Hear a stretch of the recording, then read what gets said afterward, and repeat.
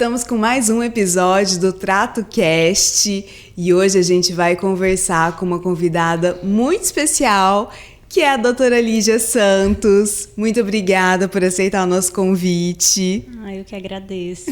Estou mega feliz com a oportunidade. Não deu certo no outro momento, mas agora deu certo, né? Sim, a gente faz dar certo. E eu vou apresentar para vocês a doutora Lígia Santos.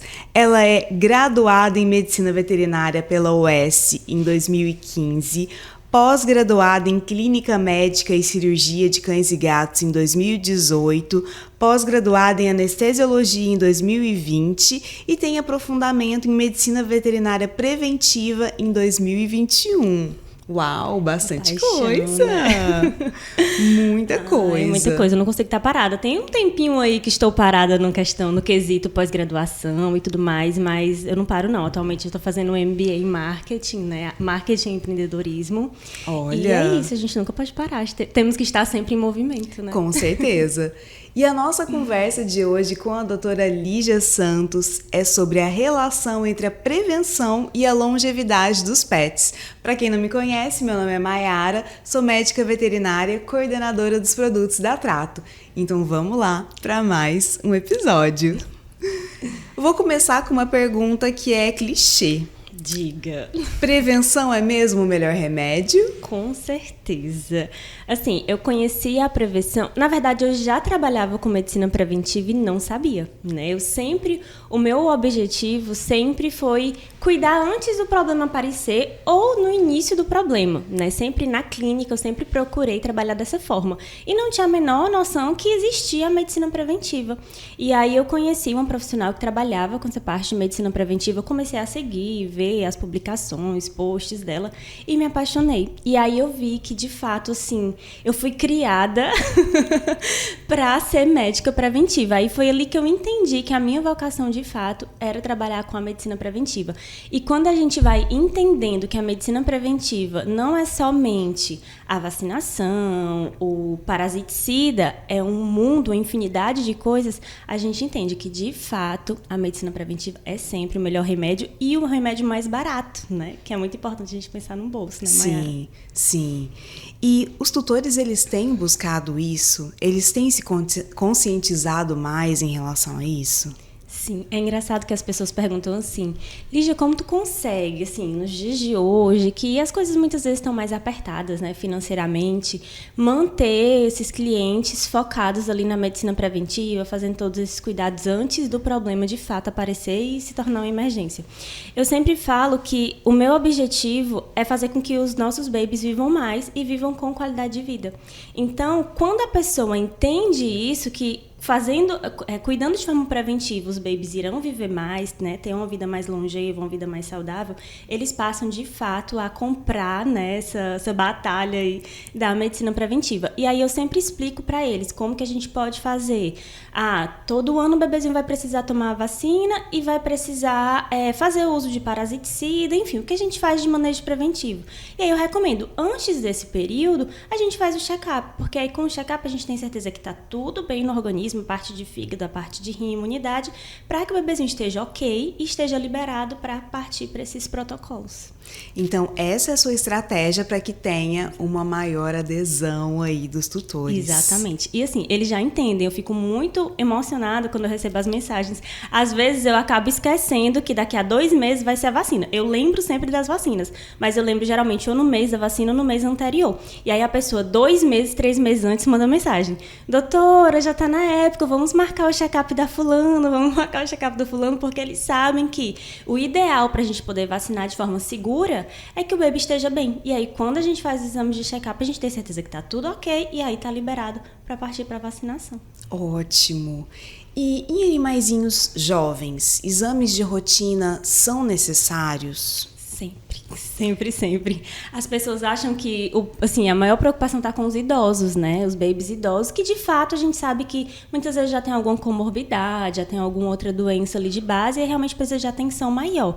Mas os jovens também precisam de check-up, porque é com esses check-ups que a gente vai observar se tem alguma coisa começando a alterar, um rinzinho que está começando a não ficar muito bem, um fígado que está tendo ali um leve acúmulo de gordura, por mais que o bebezinho seja magrinho, mas já está tendo depósito de gordura ali. ali. E aí é importante que pelo menos uma vez ao ano nos babies adultos, eu falo babies, as pessoas não entendem. Vamos lá. Gente, babies, eu chamo babies todos aqueles bebezinhos, independente de ser adulto, idoso, filhote, acabou de nascer, pra mim é baby, tá? E aí os babies, eles precisam pelo menos uma vez ao ano fazer o check-up, desde que eles estejam, não tenham nenhuma comorbidade, não tenham nenhuma doença crônica. Mas a partir do momento que aquele bebezinho já tem, não sei, uma leishmaniose, que é o calazar, uma doença renal, essa necessidade de check-ups aumenta, essa frequência, né, dos check-ups precisam aumentar.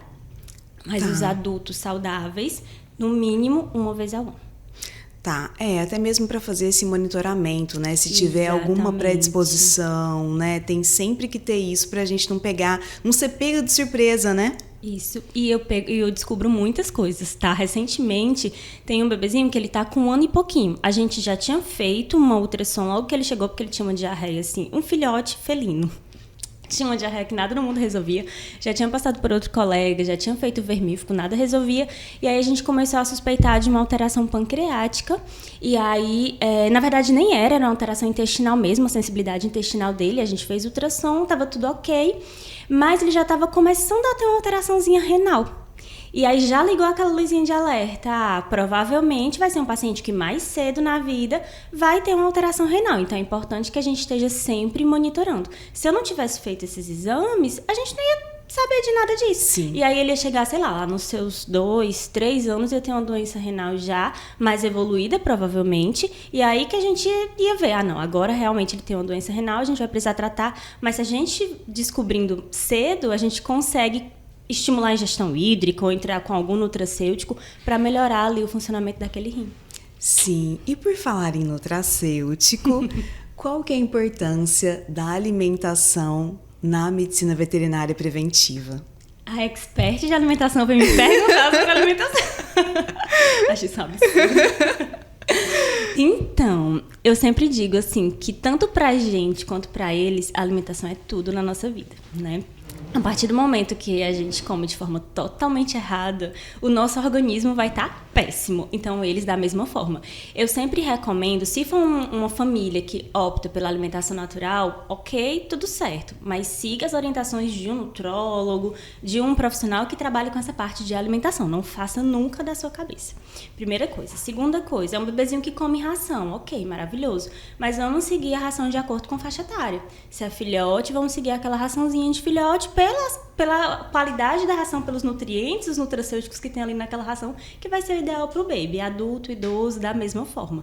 Às vezes as pessoas não entendem, mas ele prefere esse grão, ele é adulto, não, ele é idoso, mas ele prefere esse grão aqui da raçãozinha de filhote. Gente, calma, vamos lá, vamos entender por que é importante a gente entrar com a ração própria da idade, né? Porque tem a questão calórica, tem a questão dos nutracêuticos que são diferentes. Então, assim, eu sempre bato nessa tecla. 2 coisas que eu falo, a questão da ração de acordo com a idade do baby e a questão da quantidade de ração, que é importante pesar de acordo com o peso do bebezinho, o score corporal, para não dar de acordo com sua cabeça e de repente aquele bebezinho tá roliço. E aí tem que entrar numa dieta. Sim. E quais que são os principais sinais que são silenciosos, né, que pode aí estar acometendo esses animaizinhos, mesmo que eles estejam aparentando estarem bem? Então, as crianças felinas são mestres em disfarçar tudo. Os felinos são mestres. Agora mesmo, eu tava conversando com a mãezinha, agora na hora que eu tava vindo pra cá, que ela tava falando que tava percebendo que a bebezinha dela tava, assim, tremendo a patinha. Ela até mandou um vídeo, era bem sutil, mas ela percebeu e realmente tinha um tremorzinho. E aí eu lembrei de uma das minhas meninas felinas, a Jade, que eu descobri que ela tem osteoartrite por conta de uma leve tremedeira.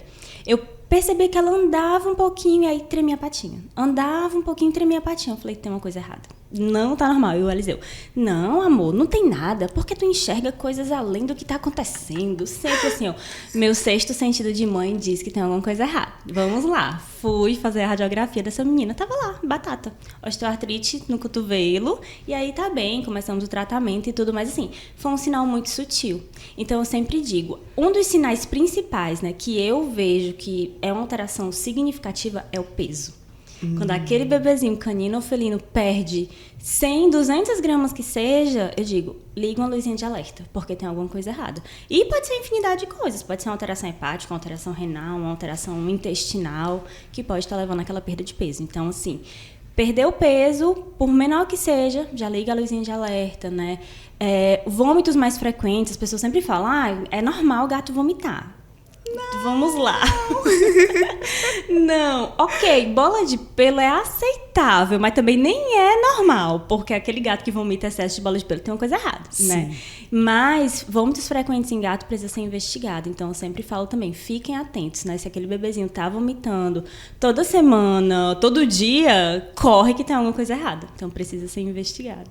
Tá, e você falou que a medicina veterinária ela é um mundo, né?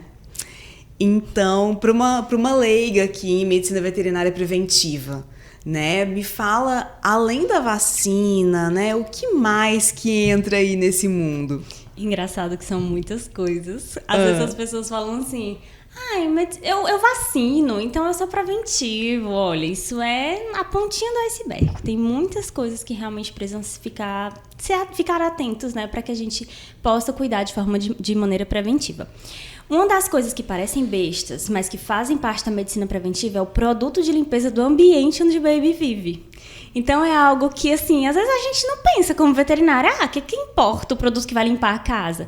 Mas, dependendo do produto que você usa, a água sanitária, por exemplo, é mestre em causar alergia nos babies, né? Então é muito comum, na época da pandemia, foi assim o boom de pacientes com alergia por conta da água sanitária. Então o produto de limpeza do ambiente é muito importante, é uma das coisas que eu sempre falo, quando eu vou fazer consultoria preventiva, ou até na consulta mesmo, que eu atendo principalmente bebezinhos alérgicos, eu sempre digo, olha, vamos observar qual é o produto de limpeza da casa, se não é você que limpa, vamos ver a pessoa que limpa, para poder a gente ver se é um produto mais alergênico e a gente fazer essa mudança. Então, é um dos cuidados.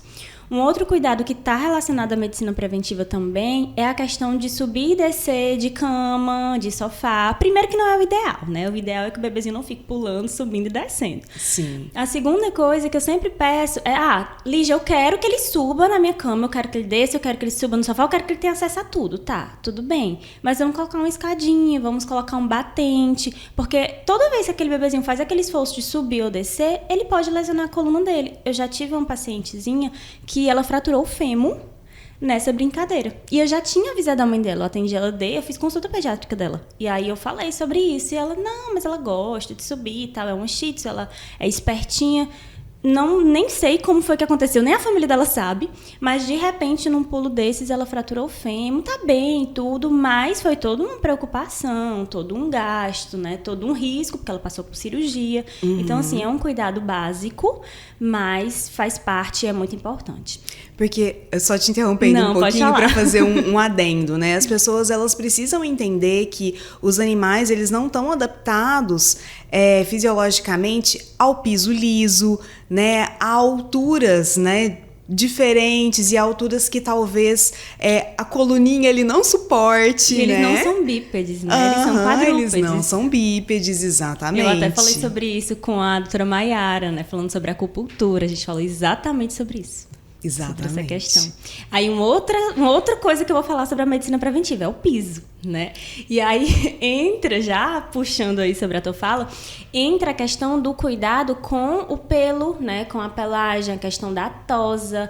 As pessoas não entendem, mas a tosa adequada, o banho, faz parte também da medicina preventiva. Aquele bebezinho que passa ali meses sem tomar banho, ele vai começando a acumular um monte de sujeira no pelo, na pele, e pode começar a ter dermatite por conta disso.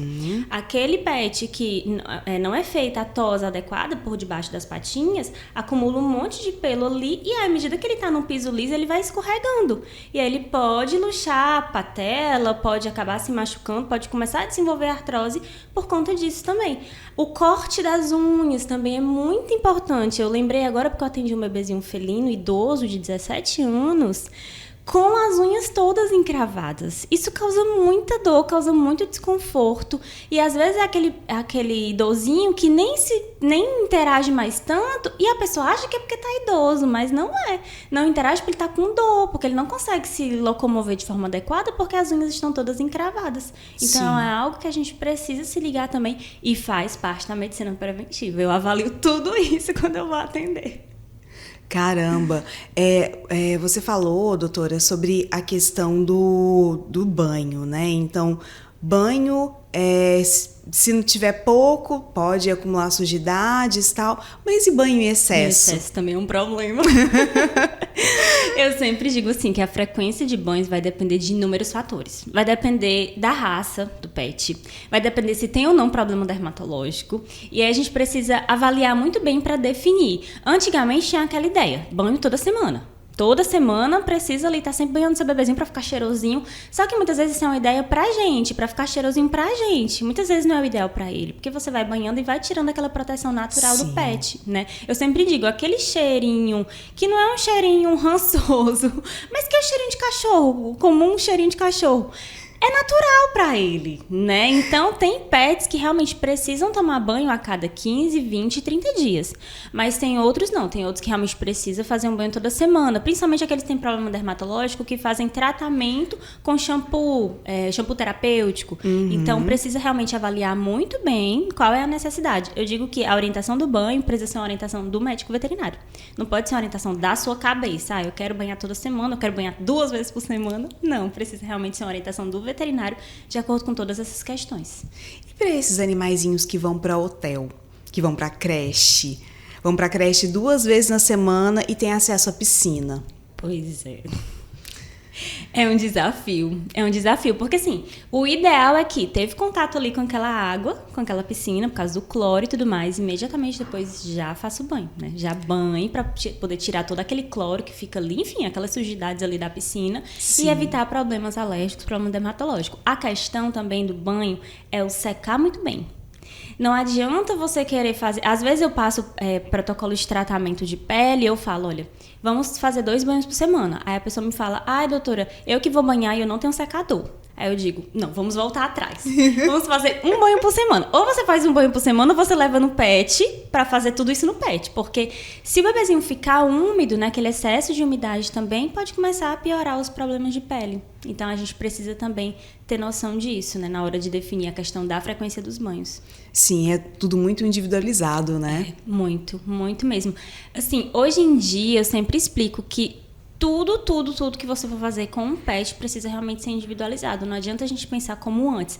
Eu tenho 9 anos de formado, né? 9 anos já, assim, quase uma década. Muita coisa já mudou de quando eu formei. Então, antigamente, as coisas realmente eram todo mundo tem que tomar todas as vacinas. Ou todo mundo não tem que tomar essa vacina. Hoje em dia, não. Hoje em dia, a gente precisa avaliar cada pet, cada família, cada estilo de vida para definir o protocolo ideal de cada coisa para aquele bebezinho. Sim, cada predisposição também, né? De raça, individual, se conhece a família. E hoje tem uma infinidade de raças, né? Sim. Cada vez surgem novas raças, inclusive raças felinas. Sim, Então exato. a gente precisa realmente entender muito bem de cada um. E a castração faz parte de medidas preventivas? Ela decidiu fazer todas as perguntas. Então, doutor, isso é uma questão assim complexa ainda, a castração. Antigamente, a mesma coisa. Antigamente falava sempre, tem que castrar todos os babies. Todo mundo, macho, fêmea, dependendo da idade, tem que castrar. Mas hoje já tem estudos que correlacionam a castração precoce, especialmente de crianças caninas de médio e grande porte, com problemas hormonais, com problemas articulares. Então, assim, hoje em dia a gente precisa avaliar muito bem o motivo daquela castração para definir se realmente castra ou não. Claro que crianças caninas, principalmente fêmeas, a gente geralmente recomenda mais a castração por conta da questão de tumor de mama, infecção de útero, que é muito comum, né? Aquele bebezinho não castrado, infelizmente, é muito comum. Mas realmente precisa ser muito bem avaliado, porque principalmente as pessoas que querem castrar animais de pequeno porte, muito jovens. E aí 1 ano, menos de 1 ano, realmente já tem alguns estudos que correlacionam a alguns problemas ali a médio e longo prazo. Então, hoje em dia, quando as pessoas me perguntam sobre a castração, eu digo, tá, qual é o motivo? Por que você quer castrar? Qual é o objetivo? E aí, dependendo desse objetivo, a gente vai avaliar. Se for realmente fêmea canina, a gente já pede, né, já segue com a orientação ali da castração por conta dessas questões da mama e do útero. Mas se for canino, macho, aí a gente já fica mais naquela dúvida se já castra ou se espera um tempinho maior. As crianças felinas já é outra história. Sim, um mundo à parte, né? Sempre.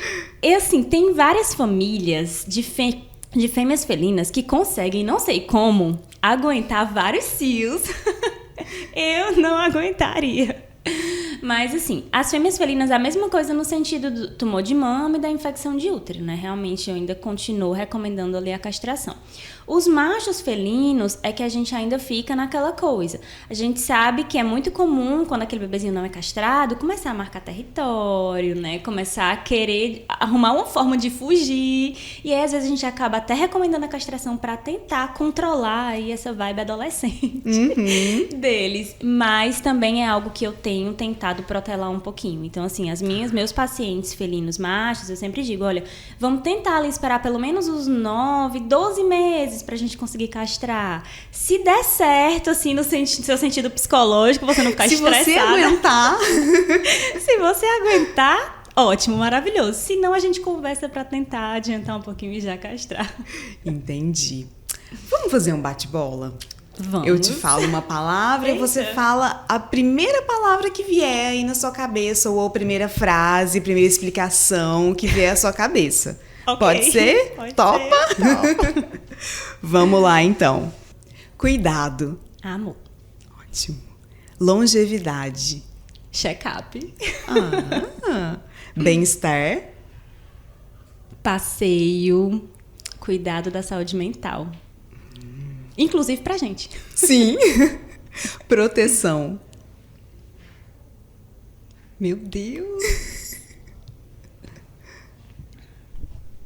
Tem um veterinário de confiança. Olha, a domicílio. A domicílio, de preferência, tia Li tá aí. Né? Família multiespécie. A melhor coisa do mundo. Ai, sou apaixonada. É isso, melhor coisa do mundo. E você acha que a adesão desse conceito de família multiespécie tem facilitado a adesão das pessoas, né, à medicina veterinária preventiva? Com certeza. Assim, hoje em dia, eu tenho 11 meninas felinas, né? Você já sabe. Aí tem um outro que tá querendo entrar na família também, então tá quase 12. E à medida que a gente vai percebendo que as pessoas estão cada vez cuidando de fato dos seus babies caninos e felinos como membros da família, eles se preocupam mais. E aí, à medida que vão se preocupando mais, realmente eles têm um veterinário de confiança na família, eles fazem os check-ups como esse veterinário recomenda, né? Eles seguem todos os protocolos que o veterinário recomenda. Tem uma família que eu lembrei agora, sou apaixonada por todas as famílias que eu atendo, graças a Deus. Mas tem uma família, a família da Lilo, que é muito engraçada. Assim, a mãe dela me procurou antes dela chegar. Antes dela chegar em casa, na casa da família, a mãe dela entrou em contato para pegar algumas orientações, entender como era essa chegada do bebezinho na casa, entender como funcionava a minha consulta, né, as minhas orientações. Ela agendou o atendimento dela. Então, assim, eu digo que eu cheguei na família da Lilo antes da Lilo. Sim, sim. E aí a Lilo, assim, é muito bem cuidada, amada por todos da família, pela avó, pela mãe, pela irmã, pelo pai. E eu percebo isso sim, que cada vez que eles entram mais nesse lar de filho, né, filho canino, filho felino, realmente tem essa atenção maior. Sim, adorei. Foi ótimo. Mais uma vez, muito obrigada por ter aceitado o convite em forma de agradecimento. Uma honra. Eu fiquei muito feliz de verdade mesmo. Você sabe o carinho que eu tenho por você. Obrigada. Em forma de agradecimento, uma lembrancinha da Trato. Chiquérrima, adoro essas lembrancinhas. Espero que goste. E a gente vai ficando por aqui. Espero que vocês tenham gostado muito dessa nossa conversa. E fiquem aí, que já já tem mais TratoCast.